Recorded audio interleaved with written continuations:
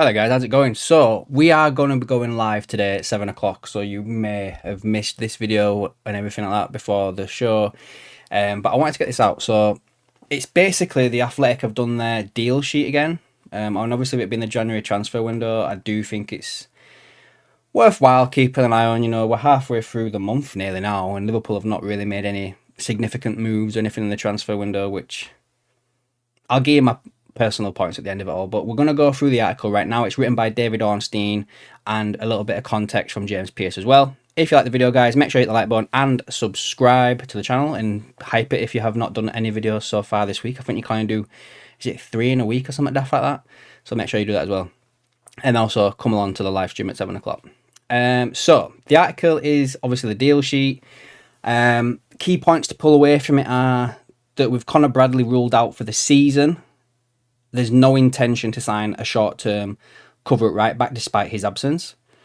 Bradley's recovery may involve surgery, which is stuff we already know, and Liverpool hope to have him back for pre-season.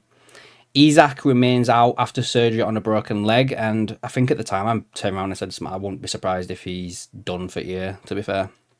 And Leone is obviously sidelined due to his ACL. The stance that Liverpool have in January is that they don't plan to sign any cover whatsoever for Bradley, Leone or Isak. The club's policy is no permanent signings for short-term problems, and January was always expected to stay quiet because they spent 450 million in the summer. There is an internal cover options for right back, obviously in Frimpong Gomez, plus also they could put Szoboszlai, Jones or Endo there. Defensive future planning. Konate is basically on track to leave in the summer. Obviously, he's not signed a new contract yet. He could technically sign with any sort of non-Premier League club right now, and we could do nothing about it. So I expect him to go.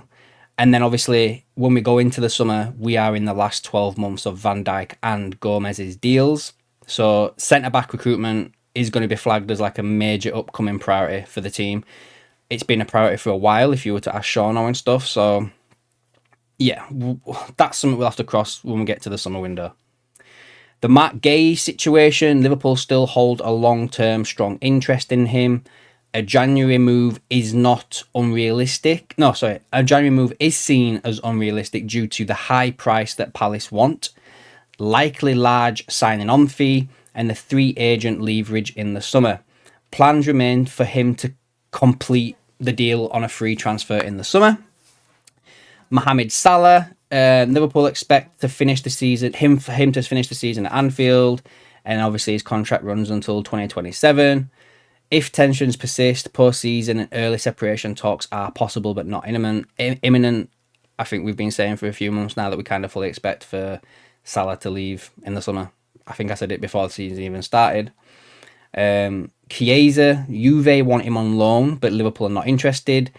They'd only sell him. And if they could get a replacement in. Only likely exits are youth players. Ramsey is likely to stay now due to Bradley's injury.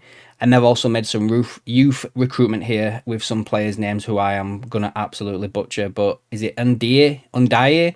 They've signed for $1 million. And Duque is lined up to join the pre-season. And Adi Koya has been signed from Burnley. All are going to be going into the under-21s. For me, guys, I don't know. I'm in two minds because I can kind of understand the 450 mil in the summer. Like, I can understand it.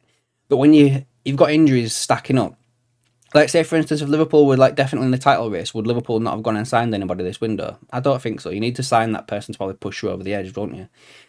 But there's also that nagging feeling at the back of my head that's kind of like, are they old enough putting any more investment in the team right now because they don't expect Arne Slot to be the manager next year?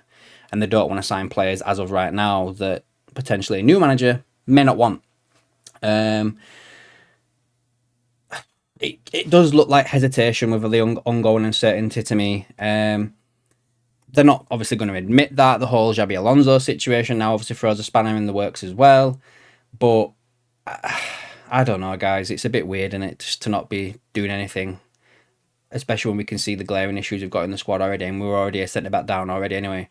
But let's see what happens. I mean, we are technically still fourth, I think, in the league, are we not? I've not actually even had a look at the table for a long time. Let's have a quick look while I've got the PC all loaded up here. Fucking season. Yeah, we're still fourth as of right now by 2 points. Brentford are just behind us with 3 points ahead of Newcastle and Man United, and 4 points ahead of Chelsea. Wow, Chelsea have dropped off a cliff, haven't they?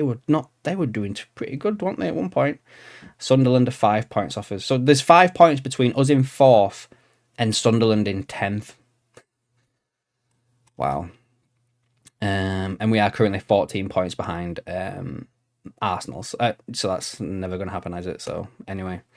Right. Anyway, that's it for you in this video, guys. I don't know what more you want me to say about it, really, other than it's a little bit disappointing in all fairness, but at the same time, I'm not surprised with the ongoing situation with Arne Slot, but I don't know. We'll touch on it maybe in the live stream a bit later on. But anyway, let me know your comments down below, guys, and I'll catch you in the next one.